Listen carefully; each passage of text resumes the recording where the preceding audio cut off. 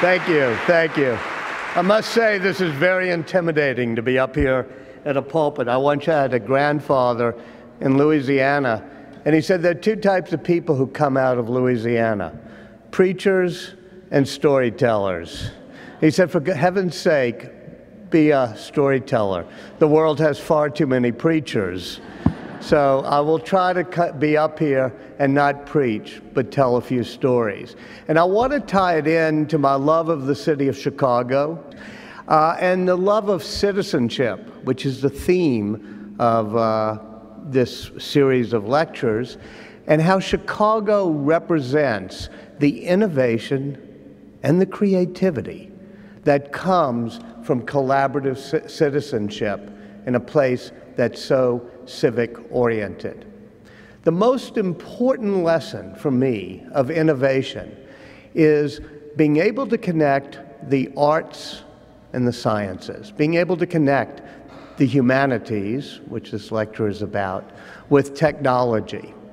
And that comes from a sense of collaboration. And if you look around Chicago, you'll find no other town in which design and art and technology and industry and science are so put together.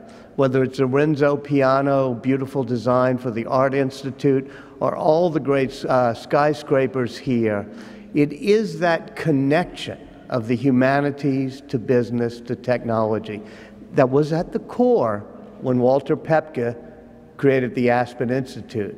But it has been the secret sauce of the digital revolution since the very beginning.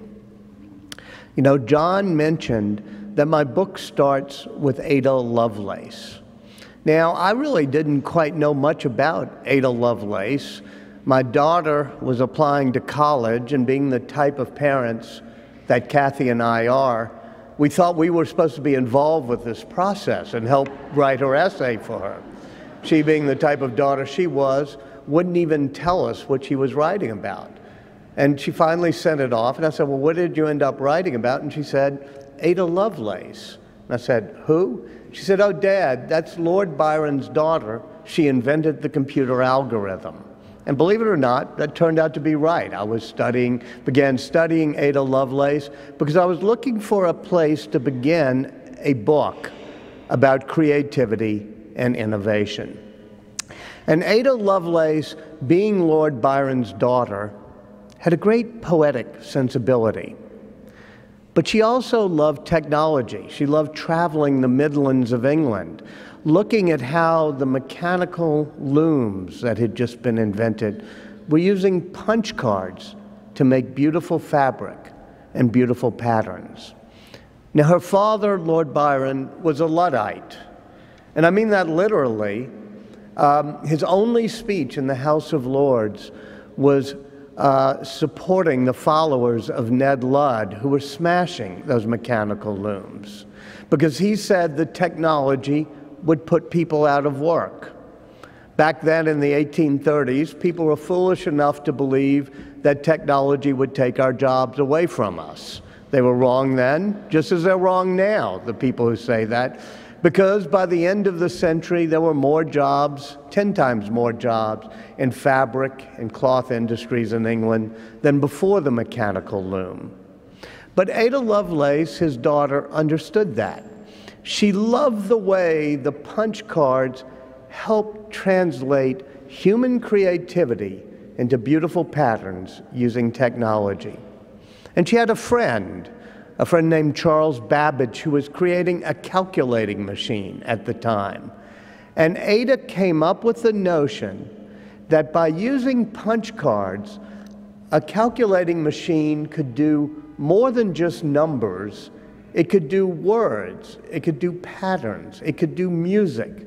She published a piece, which was unusual for women in the 1830s in a scientific journal, talking about how, using punch cards, it could do anything that could be notated in symbols. She even wrote the algorithms explaining how it would be done. So she really does conceptualize the first general-purpose computer. And what she says after writing this paper, She has a wonderful ending, though, and she says, but the computer will never be able to do one thing, and that's to be creative, that's to be innovative, that's to think. She always believed that the combination of human creativity and machine processing power would always be more powerful than just machines alone. Flash forward 100 years, and you get to Alan Turing. When I wrote the book, The Innovators, I was hoping to make Alan Turing famous. The week before I published, Benedict Cumberbatch played him in the movie, so nobody remembers I wrote about him. But what Alan Turing said after going to Bletchley Park and using the general-purpose computer to break the German wartime codes is he wrote an essay called Can Machines Think? And he said that machines eventually will be able to learn to do anything a human could. And the section of the paper, which was called The Imitation Game, we now call it the Turing Test, was called Ada Lovelace's Objection, because he had gone back 100 years and read what Ada Lovelace said. And he said, at some point you'll put a machine and a human, behind a curtain, you'll send in questions, and you won't be able to tell the difference between the two. So you've had these two strands in the digital revolution, those who believe that machines will leave us behind, and those who believe that if we work with them, machines will be our partner. They'll amplify our creativity. Turing thought the Turing test would be passed in 10, 20 years. This was in the early 1950s. It hasn't, and in the end, it's been the Ada Lovelace approach, creativity and innovation of humans connected to technology, that has proved the more successful model. And that really comes to the question of collaboration. Collaboration is when you bring machines and people, different types of people together in various ways. When they were inventing, if you look at the digital revolution, the two most important inventions are the computer and the internet. With all due respect to Al Gore, we don't actually know who invented either one of them. Why? Because they were collaborations, the way they put them together. Some people, if they're true romantic biographers, they like to say the person who invented. And sometimes people single out a guy in Iowa, at Iowa State, named John Vincent Atanasoff, who tried to put together a computer on his own. But he did it by himself. And whenever he had a problem, he would just drive his Oldsmobile for hours, sometimes all the way to the Illinois border near here, so he could think. I actually think that one reason he drove to the Illinois border is you could buy alcohol by the drink in Illinois and not in Iowa in the 1940s. But, he came up with the idea of a logical processor, but he never got it to work. He never got the punch card burners to burn. In fact, when he gets called away to go to the Navy in 1942, he leaves this machine behind, and they dismantle it and throw it away because nobody knows what it is at Iowa State. It would have been lost to history were it not for somebody who was truly great at the notion of collaboration. There's a guy named John Mauchly, and actually John McCarter should know about him because he was very involved in the Smithsonian, very involved in the National Geographic Society, very involved in the Carnegie Institute, all those places with wood-paneled rooms where people gather to share ideas. And when he wanted to build a computer, he realized it wasn't just about building a computer. It was about building a team that could build a computer. And so he drove all over the place, to the 1939 World's Fair, to Dartmouth, to Harvard, where Grace Hopper and Howard Aiken were doing a mechanical machine, to Bell Labs. And he even hears about this guy in Iowa, and he drives all the way to Iowa from Washington, D.C., and spends 4 days with Atanasoff picking up all of his ideas. Those of you who are lawyers know what happened. There was a 17-year patent dispute between the two of them of who invented the computer. Atanasov said that Markley stole his ideas, but in innovation, it's not stealing, it's called collaboration. And in the end, Markley was the one who got it to work. He hired a whole bunch of engineers, including Presper Eckert, whose grandfather had made the Turkish taffy machine, so the machine worked. He hired 6 great women mathematicians, because back then, more women got PhDs in math in the 1930s than a generation later, but because it was before men had told women they couldn't do math. And so these 6 women who read Ada Lovelace, work with Grace Hopper at Harvard, and do the programming for the computer. And ENIAC becomes the first computer. And it is a testament not to just singular ingenuity, but the creativity that comes from a civic life, from a citizenship, from collaboration.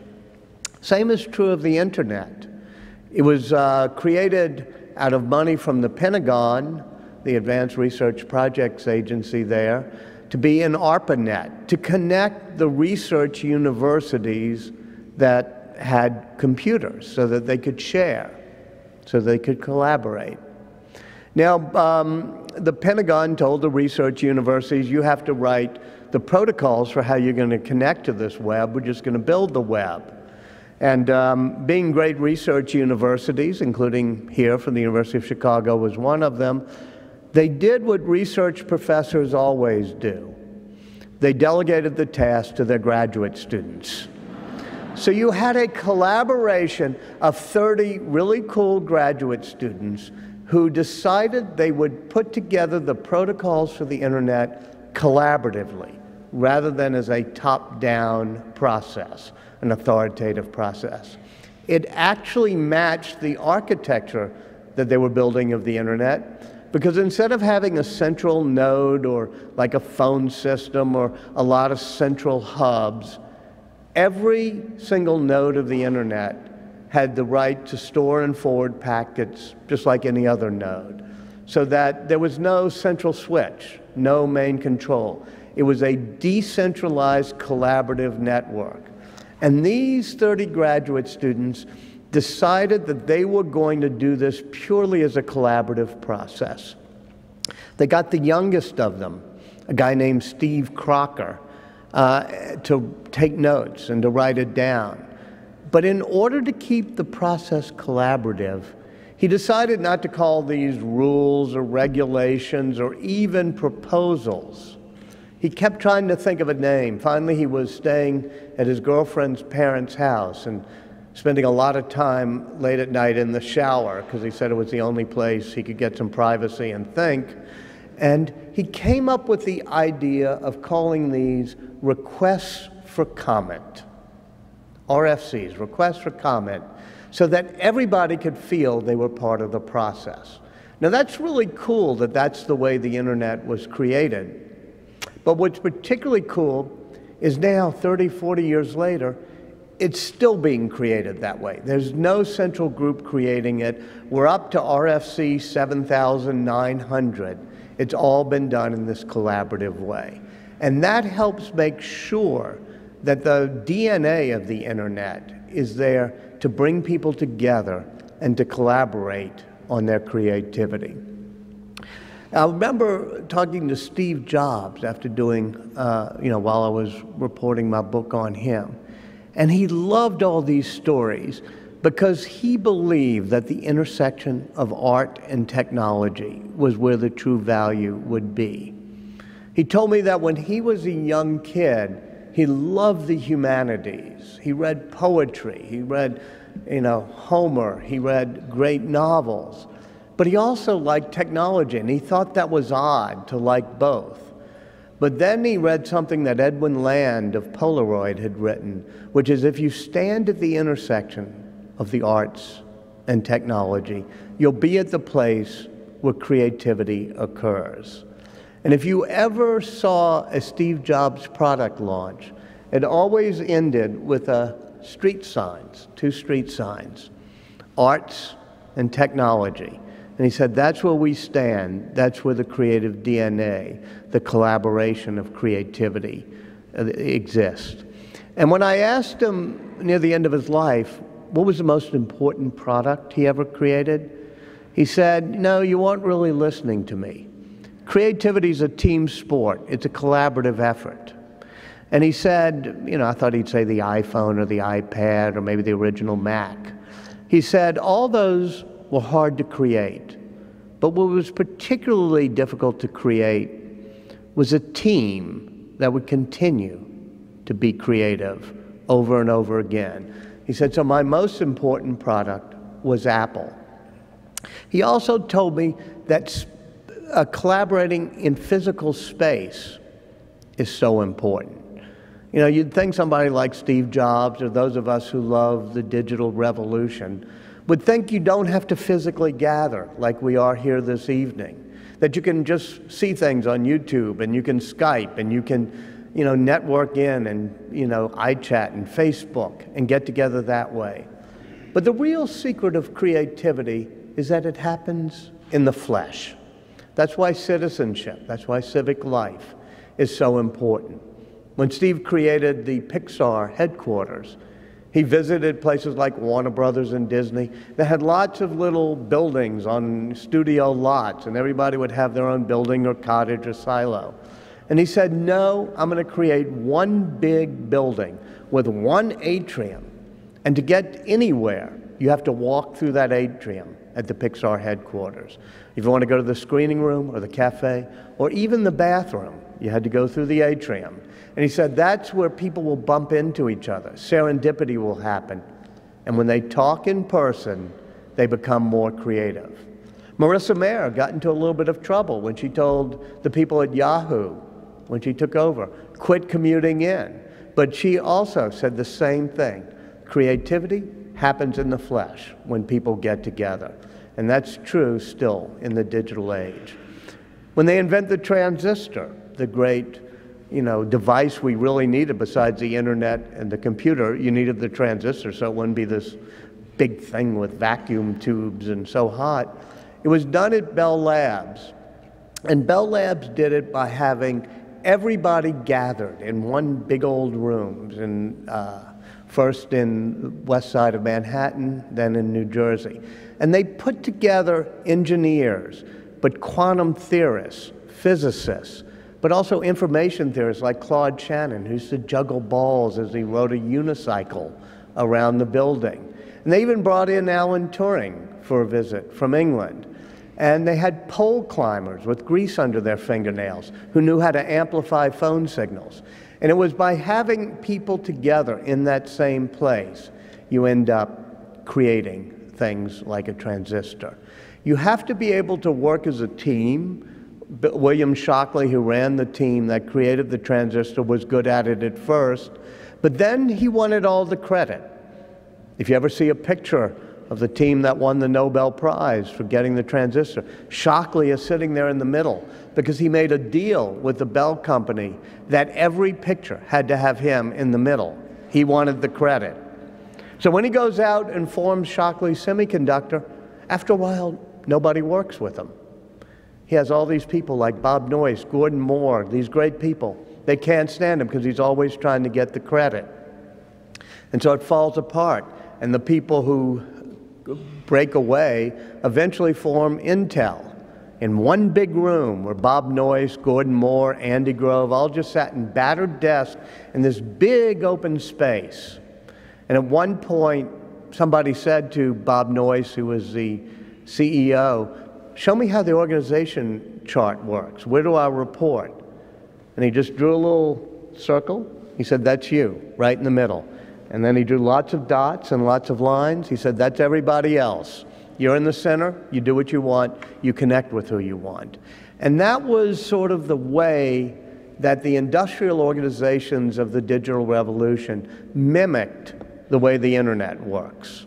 Collaborative, you can reach out, you don't have to go through the formal hierarchies. It also allowed an ability to collaborate at a distance, the wisdom of crowds. I remember when Wikipedia first started, and I thought, this makes no sense. You know, all these people are going to be writing these entries and anybody can edit them. Nah, it's never going to work. But I was working on my book on Einstein, and I decided to go onto Wikipedia to see what the article looked like on Einstein. Turned out it was pretty good. I was impressed. Hundreds of people, you know, with all sorts of pseudonyms, all sort of editing it, writing it. It got better and better every month. But there was one sentence in it that said, in 1933, Albert Einstein went secretly to Albania so that King Zog could give him a visa to escape the Nazis. Everything in that sentence is wrong. He was in Princeton in 1933. He had a Swiss passport, whatever. So I took the sentence out, because I'm a geek by this point. I'm editing Wikipedia. And the sentence goes back in. And I take it out, it goes back in. I don't know if you've ever dealt on Wikipedia. You should try it sometimes. But the Albanian partisans and nationalists were really, really ferocious. They'd stay up later than 4 a.m. And they kept putting it back.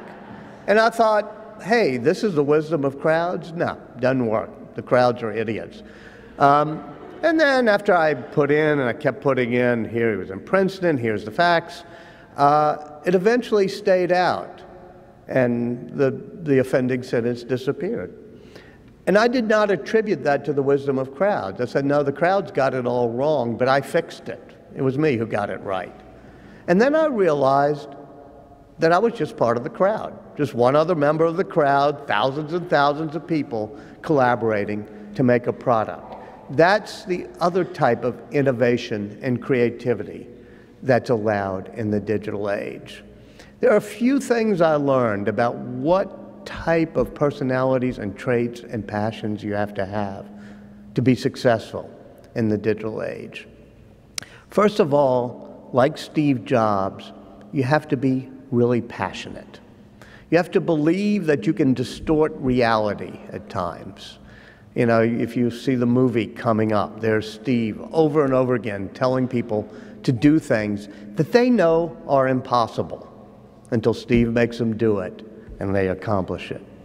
For example, at one point early on, even before Apple is invented, he's trying to get Wozniak to code a program for a game they were supposed to do at Atari. And he tells Woz that he has to do it in 4 days because they have to go back to the Apple farm that weekend where they'd been working, hence the name of the company they eventually create. And Woz said, no, you don't even know how to code that well. This is going to take me weeks. And Steve had gone to India, and his guru had taught him to stare without blinking. So he stared without blinking at Woz. I mean, Woz just tells the story.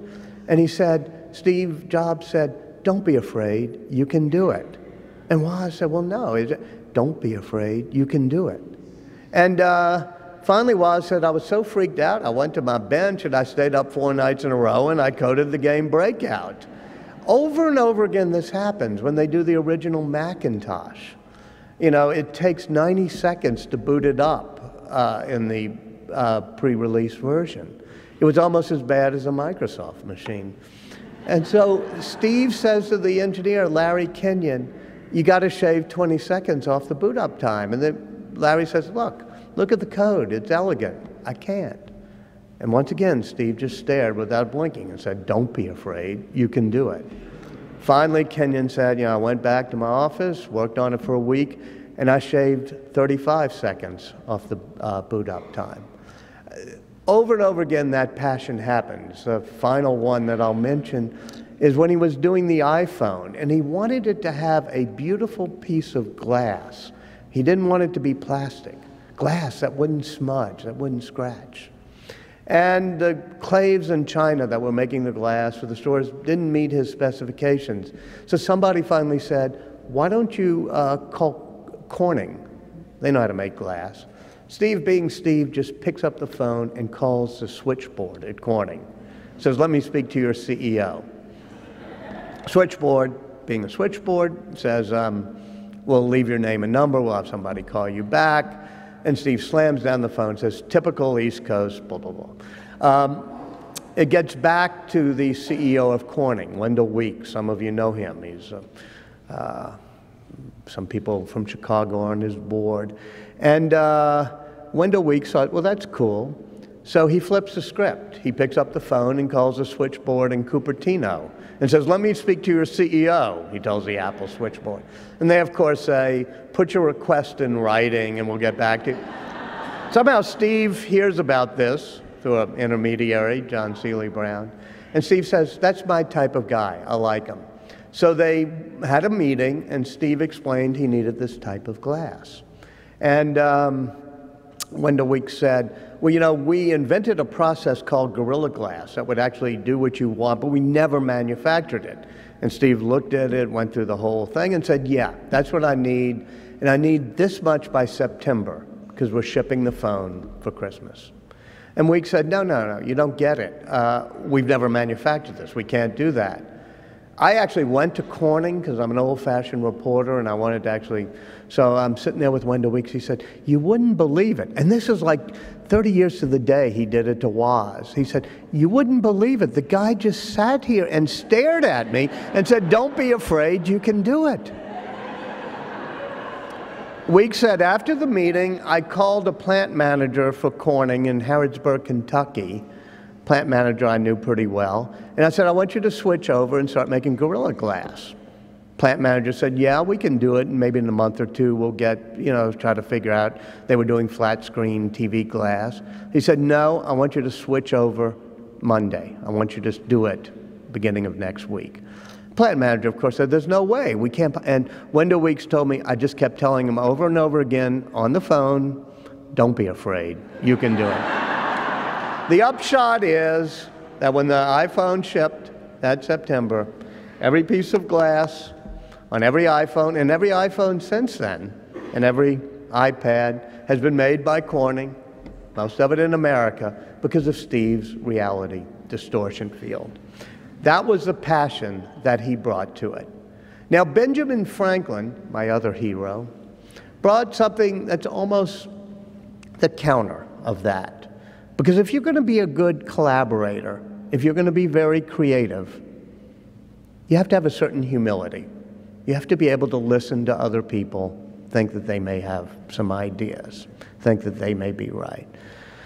Benjamin Franklin, when he writes his, when he comes to Philadelphia, and he writes the rules for this new club he's formed, called the Leather Apron Club, which is for the tradesmen and artisans. The people get up in the morning, put on a leather apron, and open up the shop. And they made a series of traits or characteristics a good civic person should have to be part of the citizenship brigade of Philadelphia. And it was industry, honesty, frugality, civic-mindedness. And Franklin, being a geek, made a chart and marked every week how well he did on each of those virtues. At one point, he had mastered all the virtues, all 12 of them, and he shows it around to the members of his club very proudly. And one of the members of the club says, you know, Franklin, you're forgetting a virtue you might want to try. Franklin says, what's that? And the friend says, humility. You might want to try that one for a change. Now, what I love about Franklin is he writes to his sister, and in the autobiography, I was never very good at the virtue of humility. I could never master it. But I've learned the pretense of humility. I could fake it very well. But here's the genius of Franklin. Then he says, and what I discovered was that the pretense of humility is just as useful as the reality of humility. When you're trying to create a civic life, when you're trying to promote the citizenship of a society, it makes you listen to the person next to you and try to find the common ground. It's that ability to share credit and to listen. I told you about Bob Noyce. He helps invent the microchip. But he dies before the Nobel Prize is awarded, and they give it to a guy named Jack Kilby, who had also invented it at around the same time at Texas Instruments, not Intel.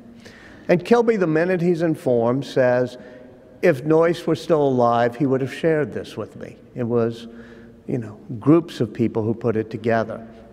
And when he goes to pick up the Nobel Prize. And the great Swedish Academy, the scientist introducing him says, Jack Kilby's invention helped create the entire digital revolution. If it hadn't been for his invention, all of these things would never have happened.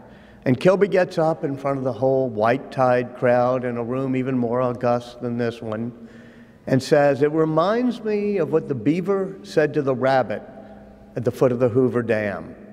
No, I didn't actually build it, but it's based on my idea. He said, instead, we have to have the humility to share the credit. And my final point will be that in the end, everybody I wrote about, from Einstein, Franklin, Steve Jobs, the real key that they discovered to citizenship and civic life and creativity and collaboration and innovation was, in the end, you remember, it's about something larger than just yourself. You know, for Einstein on his deathbed, his whole life he'd been trying to figure out, how do you reconcile the forces of gravity and quantum mechanics? How do you make sure that we have a set of laws so the universe doesn't happen by chance?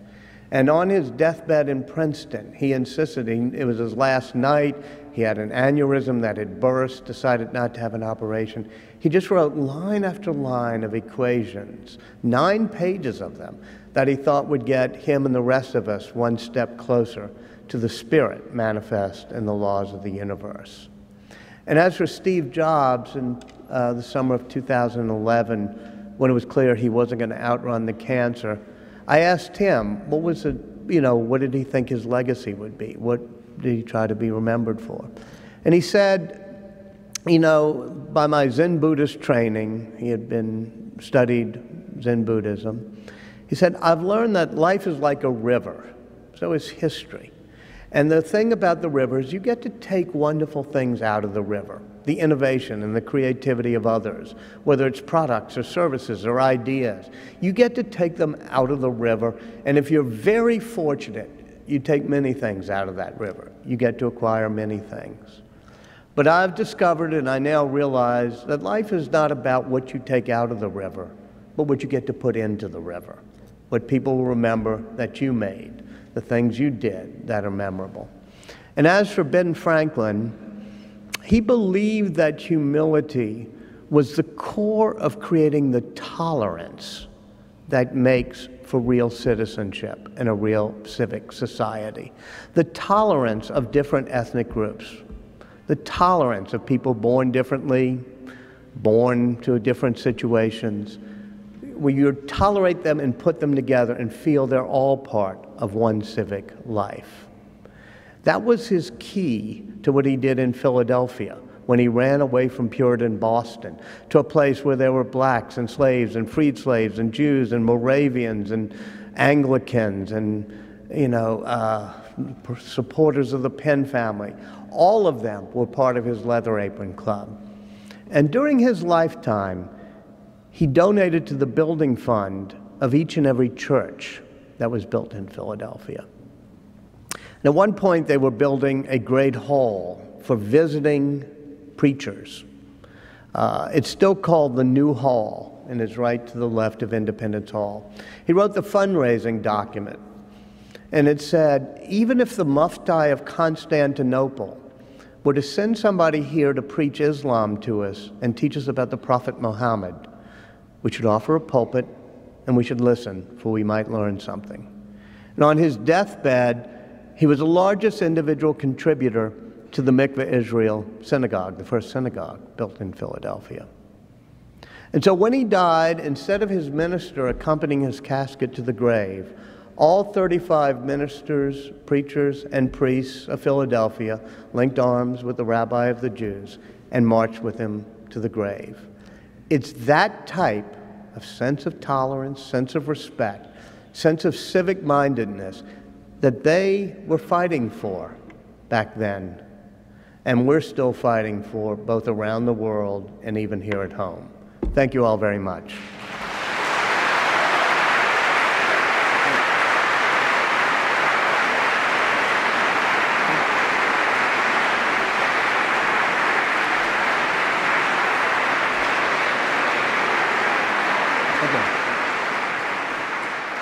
My name is John Wilkin. I am the Dean of Libraries at the University of Illinois in Urbana-Champaign. Rumor has it that you were asked to be the Librarian of Congress. Yeah, I read that this morning. I'm not going to ask you to speak to the rumor, but would you talk to us about why you would or wouldn't do such a thing? Yeah, I mean, I was asked, and I wasn't offered the job. I'd asked whether I'd be interested, and I said, I thought about it for a while and said no, and I'll explain why. I was a little bit disappointed when I told them no. They said, oh, fine, yeah. I thought, I was waiting for them to argue. I've learned a few things in life. I mean, I think the Library of Congress is really important. And I think that understanding how we're going to have the free flow of information, but also protect copyright, is deeply important. So it's a balance that has to be done in the Library of Congress, is in the center of that. For example, there are people who, including people who may want to be Librarian of Congress, who believe that all information should be totally free and everything should be out there with no restrictions digitally so everybody can access it.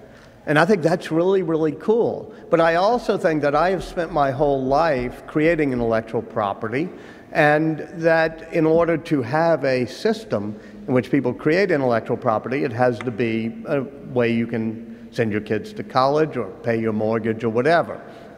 And for about 450 years, since the Statute of Anne was done in England, allowing people who created a play or a piece of art or a piece of writing the right, whenever it was copied, to get a little royalty, that copyright has been an important thing in creating an entire industry of the creation of intellectual property. So those are all the reasons the Library of Congress is important and has to be pushed. You know, one of the things I've learned in life is there's certain things you do naturally well and certain things you don't. I like writing, I like working with people, I like coming up with ideas. I am not a very good manager. And I say that seriously. It took me a while to figure that out. I mean, I ran Time magazine and I was pretty good at it, but it was like 70 people, that I mainly had to deal with. I knew them all, I knew how to put together a magazine. When I went to CNN and had to manage a sprawling bureaucracy, I was just not very tough at doing it. I've been, involved with companies. I'm involved with a company now that has a great new CEO. That great new CEO is somebody who truly knows how to manage an enterprise. And I decided that what the Library of Congress needs, besides somebody who can think through copyright and maybe be a spokesman for public policy, is somebody who can manage a transition of a huge institution that really needs to be brought into the 21st century. And I just think that in life you should have, if not the humility, at least the pretense of humility, to say, this is not what I'm good at, and I would rather not wake up every morning and have to manage a very big, sprawling enterprise that's going to be a pretty tough management job. So that's an incredibly honest and perhaps a little bit too revealing of an answer about why I didn't really want to pursue the job. But there are many other people on their list, and there's some good people who've run universities or run big enterprises. So there'll be a great Librarian of Congress announced in a few weeks, I assume. What's your next book? My next book is the ultimate in everything I've tried to do, which is that creativity and genius come from the merging of art and science. And there's one person in history who truly stands as the exemplar of that, who left us 7,000 notebook pages of all of his scientific thinking, who left a drawing of a man akimbo standing in a circle in a square that is both a beautiful piece of science and a beautiful piece of art. So I'm doing Leonardo da Vinci and just going through his notebooks.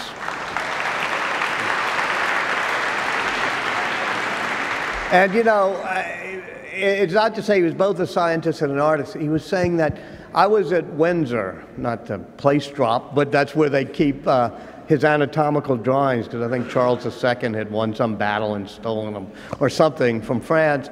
And I was looking at the anatomical drawings he does when he dissects a human face and has all the muscles and nerves that determine how a lip looks. And he draws it, but draws the nose, draws the lip. It's the exact same time he's doing the Mona Lisa and her smile. So I said to the curator there, was this drawing a piece of art or was it a piece of science he was doing? And the curator looked at me in the way that only a British curator can look down on somebody. And he said, I do not think Leonardo would have made that distinction. So that's what I'm trying to do, is to show how it can truly be combined in a man of great genius. So you've written this book on innovators and innovation. What impact would you like it to have on our country going forward, and what else needs to be done? Yeah.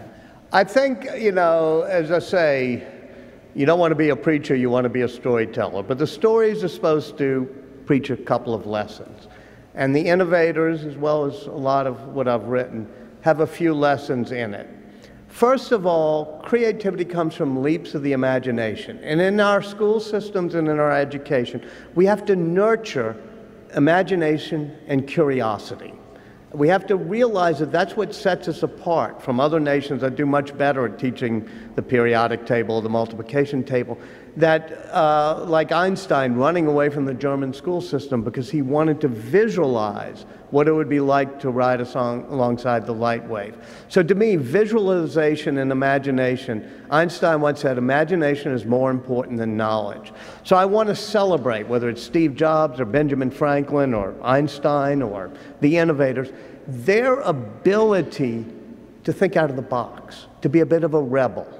As Steve Jobs would say, the misfits, the rebels, the round pegs in the square holes, because the people who are crazy enough to think they can change the world are the ones who do. So how do we nurture that spirit of rebellion while still making sure they know the multiplication table? Secondly, it's to really help people understand that, as I said in my talk, creativity is a team sport. You know, innovation is a collaborative effort. We biographers know that we distort history a little bit. We make it seem like a guy or a gal goes to a garret or a garage and has a light bulb moment and creativity happens. I want to show that what you do, and even in schools, what we have to teach is to be able to collaborate, to be able to work on teams. You know, there was a word for collaboration when I went to school. It was called cheating. We have to get over that, and we have to say, you know, we're not grading you on this little test. We want you to form a team and be creative, and somehow or another we're going to figure out whether you're cool enough or not to pass to the next grade. So all of these things are things. And then finally, you know, this is a Chicago Humanities Festival.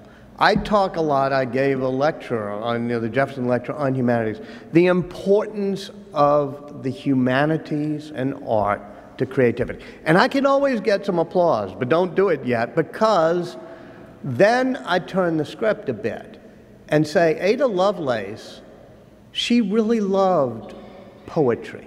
She could take a complicated line of poetry, like her dad's, she walks in beauty like the night, and visualize it. And that was important to her creativity. But she could also see a mathematical equation and see that it was just the good Lord's brushstroke for painting something in reality. And that was beautiful too. And so those of us who go to humanities festivals, and this is where I'm going to preach slightly from a Presbyterian pulpit of all places, but those of us who go to a humanities festival, you know, we'd be appalled if somebody said, I don't know the difference between Hamlet and Macbeth, or I don't know, you know, the difference between Picasso and Matisse. But they would happily brag that they don't know the difference between a resistor and a transistor, or a gene and a chromosome, or an integral equation and a differential equation. People say, well, those things are hard. I say, yeah, but Hamlet's hard.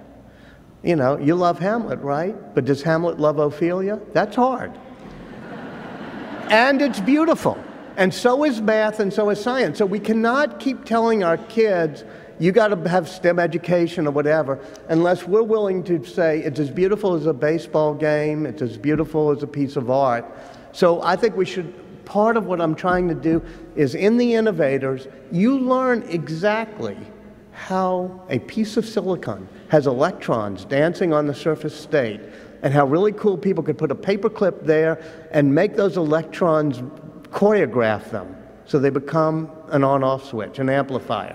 It's actually important to understand that, just as it's important to understand art and music and humanity, because if we people who love the humanities cede or surrender that intersection of understanding science to the technicians and engineers, then we're going to lose the ability to have that Ada Lovelace magic. Yes, sir. I'm curious whether or not you prefer interviewing the subjects of your books live, like Steve Jobs, yeah, or doing something, you know, and that was in the... You know, after I wrote a book on Henry Kissinger, which he did not fully love, even though I thought it was fair, but I think if he reread his Nobel Peace Prize citation, he would be outraged that it wasn't favorable enough. So, you know, he was a handful after that, my book came out. And I told Kathy, next time I'm going to do somebody who's been dead for 250 years, and did Ben Franklin. I really like working on Steve Jobs. And you know, the difference is, you get to put a Ben Franklin in context. And one difference is we have 40 volumes of his papers, 50, 60 letters a day. We have 7,000 pages of Leonardo's notebooks. But people today, we don't have any papers. They don't keep papers. They don't write letters. Their email, you know, unless you're Hillary Clinton, can't be retrieved. So you don't have the documents. On the other hand, I could talk to Steve for an hour about how he made the bevel on the iPad feel like you could scoop it up by just going like that. Whereas with Ben Franklin, you know, the most famous thing he does scientifically is flying the kite in the rain. And we have like, you know, and we think of him as a doddering dude flying a kite in the rain, but the single fluid theory of electricity is the most important discovery of that time. And that's what he discovers.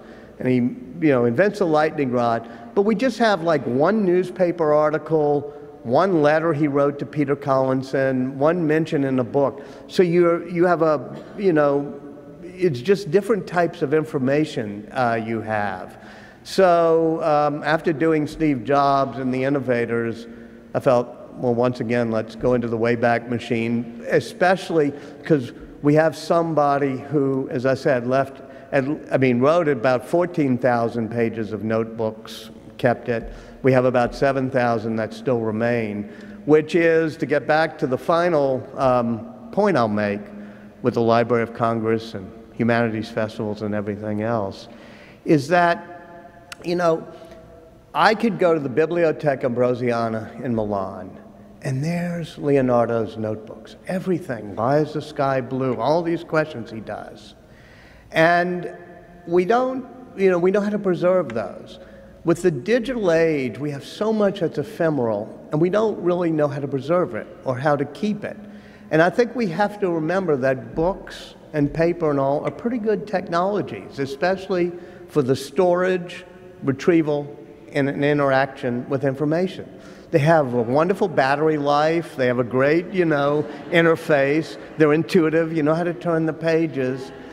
And I've often thought that if we had been getting our information for 500 years on screens, electronically, and some latter-day Gutenberg had come along 20 years ago and said, I found a way to put it on paper. And I can deliver it to your door. I can, you know, send it to you in the mail. You can go to a shop and buy it. You can take it on the bus or in the bathtub or the backyard. We'd say, wow, books. What a great technology. Someday that'll replace the internet. Thank you all very much for having me. Thank you.